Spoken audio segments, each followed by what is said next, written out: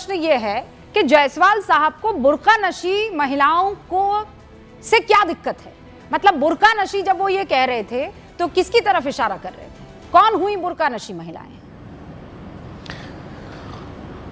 देखिए रूबिका, पिछले दशक में हमने देखा है अलग अलग चुनावों में, कहीं पंचायत चुनाव में, कहीं विधानसभा चुनाव में और लोकसभा चुनाव में, कि बुर्के की आड़ में बड़े पैमाने पर स्थान स्थान पर फर्जी वोटिंग करते हुए लोग दिखाई पड़े।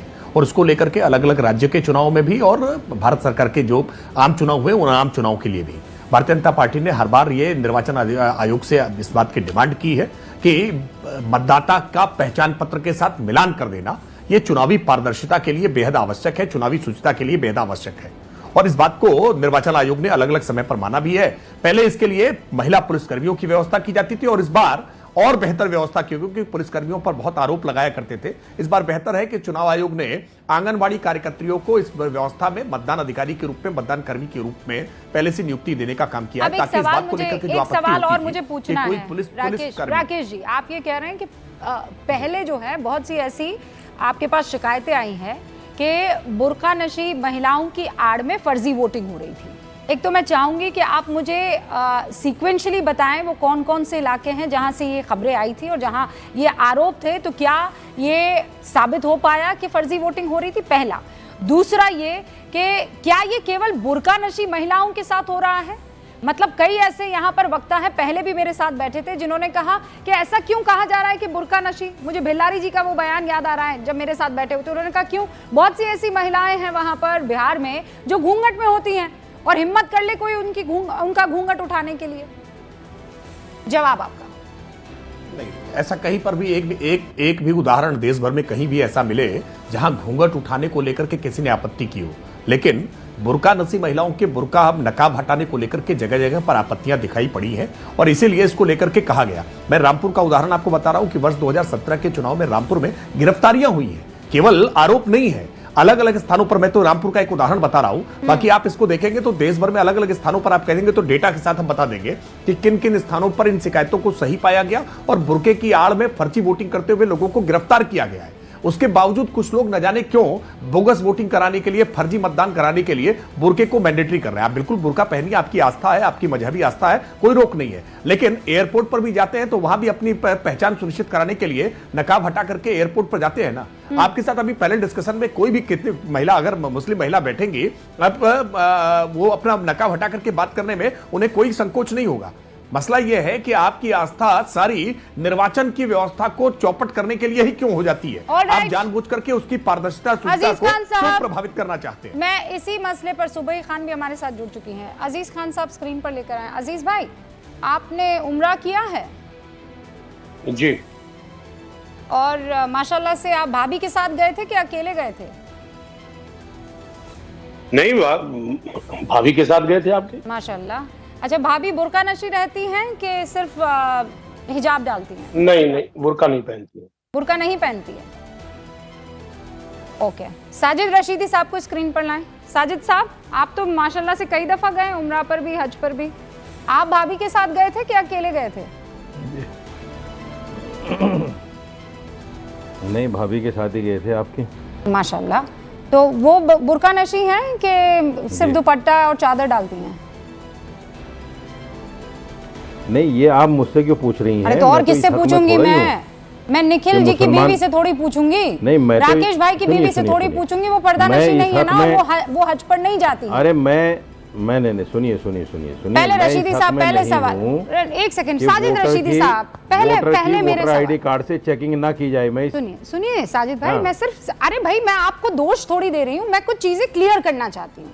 माशाल्लाह भाभी के साथ सऊदी अरब की सरजमी पर गए जहां मरकज है इस्लाम का, और वो पर्दा नशी हैं। डॉक्टर अजीज खान की वाइफ जो है वो पर्दा नशी नहीं है, पर आपकी जो वाइफ है वो पर्दा नशी है।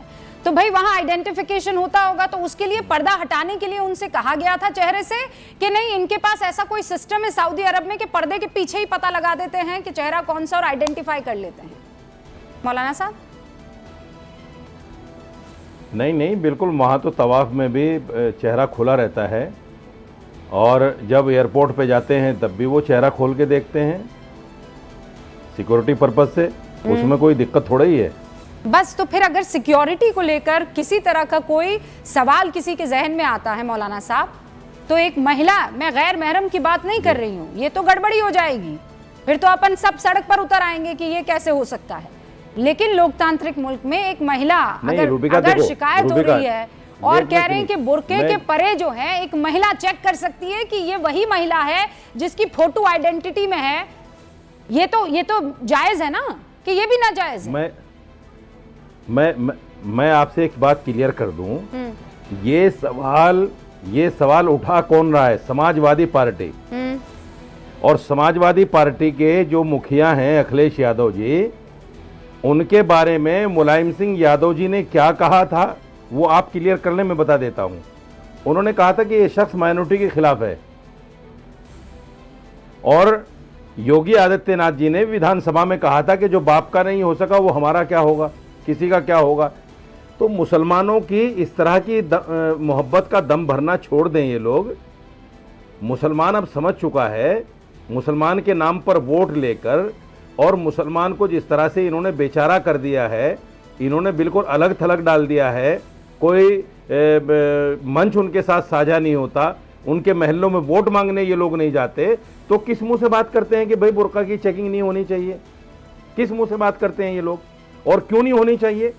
अगर कोई हिंदू लड़का बुर्का पहन के कोई फर्जी वोटिंग कर दे, उसका जिम्मेदार कौन होगा? हाँ, ये पॉइंट इंटरेस्टिंग है। बताइए कौन होगा? हाँ, ये बात सही है। अजीज खान साहब बताइए, वोट चोरी हो गई तो? इस तरह के लोग पकड़े जा रहे हैं, देखिए इस तरह के लोग पकड़े जा रहे हैं, भीख मांगते हुए साजिद साहब पकड़े जा रुकिए रहे आप। हैं। हाँ। देखिए, पहली बात तो इन्होंने जिस तरह आप शब्दों का इस्तेमाल किया, पहली बात तो ये बहुत ही गंदा, और ये अक्सर टेलीविजन चैनल पे आते हैं तो ये तमाम तरीके का अनर्गल बयान देते हैं, और इसी वजह से इनकी फजीहत होती है।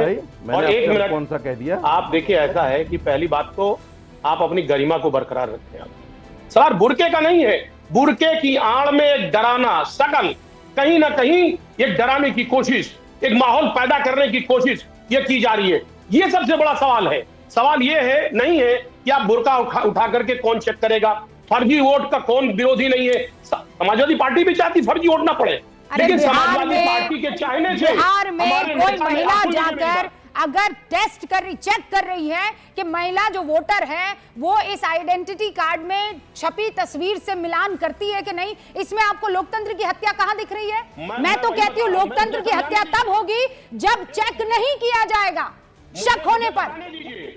मुझे बताने दीजिए, ये डराने का प्रयास, कोई डराने का प्रयास नहीं है। पिछले आप लोग डराने का प्रयास कर रहे हैं। अरे सुनिए ना, अरे प्लीज, एक खास कम्युनिटी को टारगेट किया जाता है।